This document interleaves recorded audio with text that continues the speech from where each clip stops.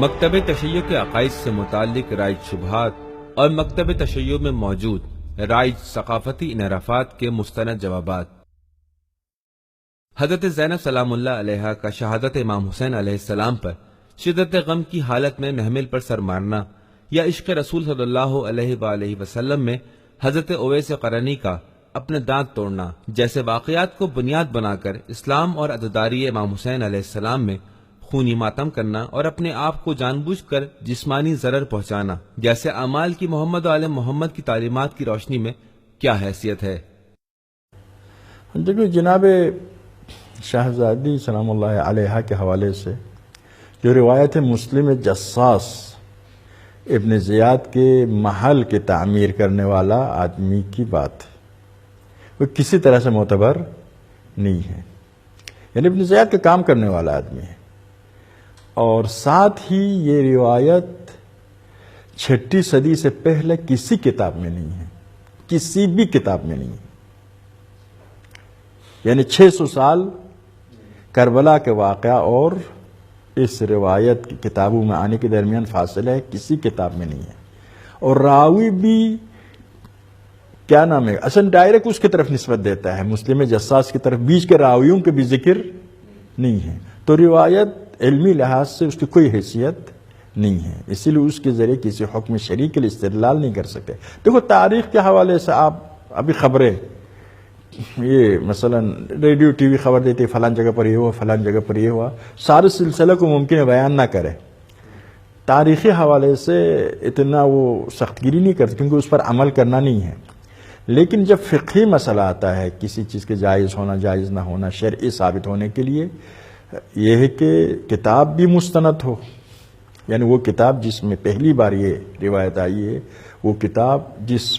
عالم کے نام پر ہے وہ ثابت ہو یہ اس عالم کی کتاب ہے، اور یہ ثابت ہو کہ وہ عالم ہمارے پاس معتبر عالم ہے، 2، اور روایت وہاں سے لے کر اس کربلا کے واقعات تک مسلسل راوی ہونا چاہیے، اس کے بغیر اس کی کوئی حیثیت نہیں ہے، اس لیے روایت ایک فقہی مسئلہ ثابت کرنے کی صلاحیت اس میں بالکل نہیں ہے۔ عرض کہ وہی 600 سال گزرنے کے بعد یہ روایت وجود میں آئی ہے، اس سے پہلے والی کسی کتاب میں اس کا ذکر ہی نہیں ہے، اور مسلم جساس ویسے بھی ابن زیاد کے کام کرنے والا آدمی معتبر شمار نہیں ہوتا ہے، تو اسی لیے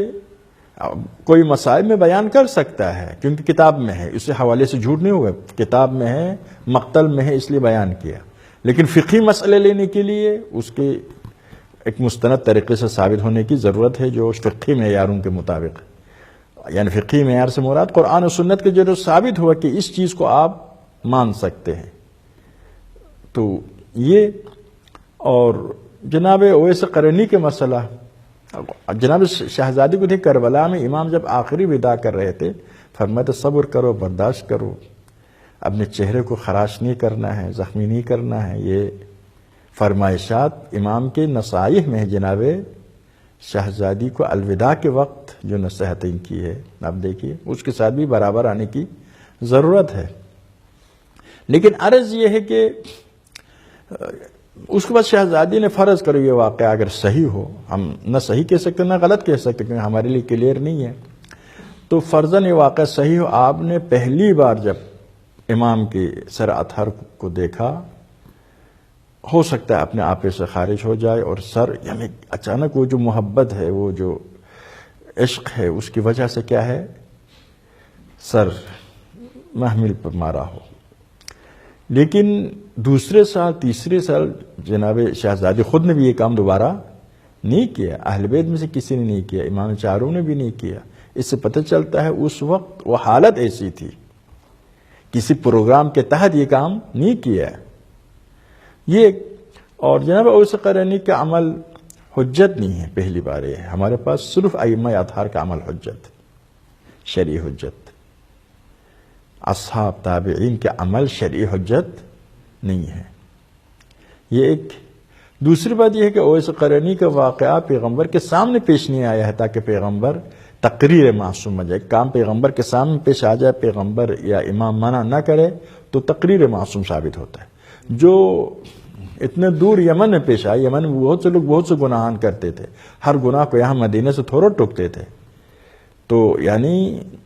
سام یعنی جو تقریر معصوم حجت ہے، اس کے دلیل یہ ہے کہ اگر سامنے غلط کام ہو جائے اس کو بتانا واجب ہے شرعاً کہ بھی تم غلط کر رہے ہو.